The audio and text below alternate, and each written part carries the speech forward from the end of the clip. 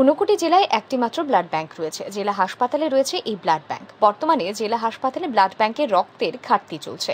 এই ঘাটতি মেটানোর জন্যই বৃহস্পতিবার কৈলাসহর সার্কিট হাউসে এক মেগা রক্তদান শিবিরের আয়োজন করে ঊনকোটি জেলা প্রশাসন।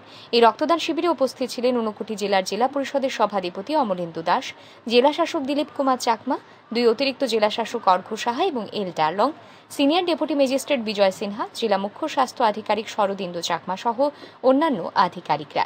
এই রক্তদান শিবিরে ঊনকোটি জেলা শাসকের অফিসের 50 জন কর্মচারী স্বেচ্ছায় রক্তদান করেন।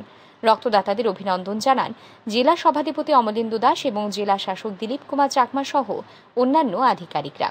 এই রক্তদান শিবির প্রসঙ্গে জেলা শাসক দিলীপ কুমার চাকমা বলেন, জেলা ব্লাড ব্যাংকের রক্তের ঘাটতি পূরণের লক্ষ্যেই এই রক্তদান শিবিরের উদ্যোগ গ্রহণ করা হয়েছে। তিনি আরও জানান, ঊনকোটি জেলায় প্রতি মাসে 300 ইউনিট রক্তের প্রয়োজন। সেই নিরিখে জেলা হাসপাতালে প্রতি বছর 3500 ইউনিটের উপর রক্তের প্রয়োজন হয়। এই রক্তের যোগান মেটাতে একটি বার্ষিক ক্যালেন্ডার তৈরি করা হবে।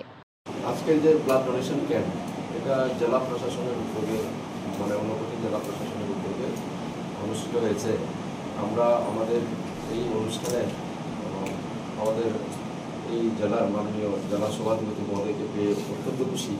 উনি ব্যস্ততার মধ্য থেকেও আমাদেরকে সময় দিয়ে আজকের এই অনুষ্ঠানটাকে সাকসেস করে তুলেছেন। আমাদের এটার উদ্দেশ্য হচ্ছে যে এই জেলাতে অনেক সময়ে জেলা হাসপাতালে যেখানে একটি মাত্র ব্লাড ইউনিট আছে, আমাদের সেখানে রক্ত স্বল্পতা দেখা দেয় মাঝে মাঝে। তো সেটাকে যাতে আমরা ঘাটতি পূরণ করতে পারি তার একটা বিশেষ উদ্যোগ এটা। আর এমনিতেই রাজ্য সরকারের স্বাস্থ্য এবং পরিবার কল্যাণ দপ্তরের যে একটা নির্দেশটা হচ্ছে এরকম যে সারা ক্যালেন্ডার ইয়ারে আমাদের বিভিন্ন দপ্তর তাদের কর্মসূচির ফাঁকে ফাঁকে এই ব্লাড ডোনেশন ক্যাম্প যাতে অর্গানাইজ করে তার জন্য একটা নির্দেশিকা এসছে।